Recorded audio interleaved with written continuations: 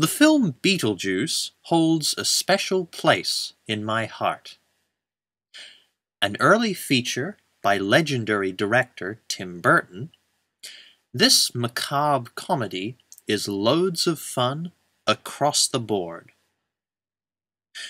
Geena Davis and Alec Baldwin star as the Maitlands, a recently deceased couple who must get used to their new lives as ghosts.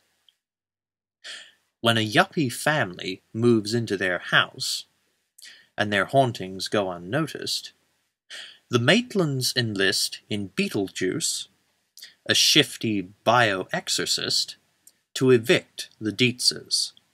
What's the good of being a ghost if you can't frighten people away? Their house is being haunted by the living. Maybe the house could use a little remodeling. And they can't scare them into leaving. It's sad it's a little late to be neurotic. So they're calling on Beetlejuice. Beetlejuice, Beetlejuice, Beetlejuice! Who's no ordinary ghost. Yeah, you don't want his help. You put somebody out of the house, I want to get somebody out of your house. But the fun has just begun. It's showtime. Beetlejuice is a prime example of parody done right, as it playfully challenges our assumptions on death and the afterlife. The afterlife scenes depict life and death as a sprawling, inefficient bureaucracy. There is only a grumpy counselor where heaven or hell should be. The film also has some innocent fun with death, through many morbid sight gags. Want a cigarette? Oh, no, thank you. Finally, the ghosts themselves are clearly out of their depth, as the Maitlands can never get a haunting right.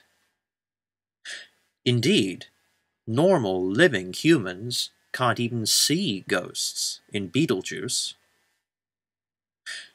Burton's vision of the afterlife is quirky and unique, with many surreal surprises for the viewer. The protagonists of Beetlejuice are not well developed, but this is a rare instance in which they don't have to be. The Maitlands are an archetypal happy couple thrust into extraordinary circumstances. The audience can easily relate to these normal, everyday people, and much of the humor stems from the Maitlands adapting to life after death. We see ourselves in the Maitlands, and hope they succeed by pushing their boundaries. The supporting cast, meanwhile, is instantly memorable. Winona Ryder portrays Lydia, a sullen goth, in one of her first film roles. Her care for the Maitlands comes naturally, and Ryder delivers her lines with grace and maturity. Catherine O'Hara portrays Delia, Lydia's stepmom, with Jeffrey Jones as Charles, her neurotic husband. Delia enters a love triangle of sorts with Otho, Glenn Shaddix, a preening interior decorator with an inflated ego. Otho's pompous, self-important manner should arouse a smirk from the viewer, and Delia is so caustic and so condescending that you love to hate her. Charles just wants to relax, meaning that his situation is ironic in two ways. One, there are ghosts in his home, and two, Otho insists on redecorating the crap out of it. But the greatest performance in the film belongs to Michael Keaton. Watching Beetlejuice, it's hard to imagine that Keaton would later be cast as Batman. Once again, Keaton's title character challenges our common notions on ghosts. Beetlejuice is perverse, mischievous, and obnoxious, rather than outright scary. Can you be scary? What do you think of this? He is also a desperate salesman, pleading for the Maitlands to take him on board. Beetlejuice does have a sinister agenda for the Dietzes and the Maitlands, but this guy is so wild and eccentric, and filled with irreverent laughs, that he becomes a fine anti-hero. The film's narrative is simple and straightforward, and resolves itself nicely in 92 short minutes.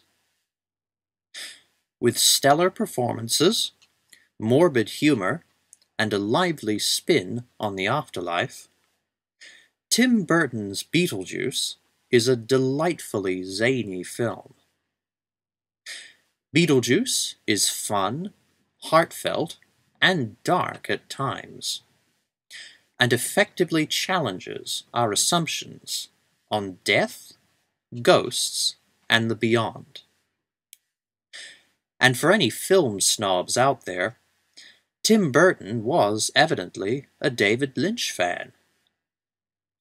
Look out for the upfront Dune tribute, complete with sandworms, which pops up occasionally in Beetlejuice. An early success for Burton, Beetlejuice is a classic in clever horror comedies. Well worth a watch.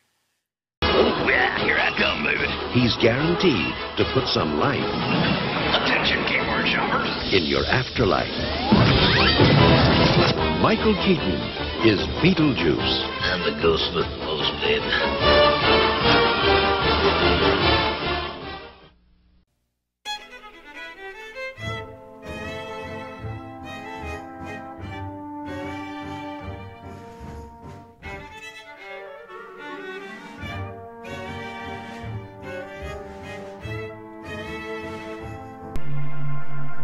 There are many stars more massive than the Sun, such as Sirius, Pollux, and Arcturus, which make our home planet look rather microscopic.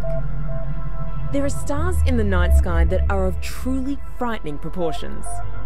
They are Rigel, Aldebaran, Betelgeuse, and the mighty Antares, whose volume is greater than that of our Sun by several 100 million times.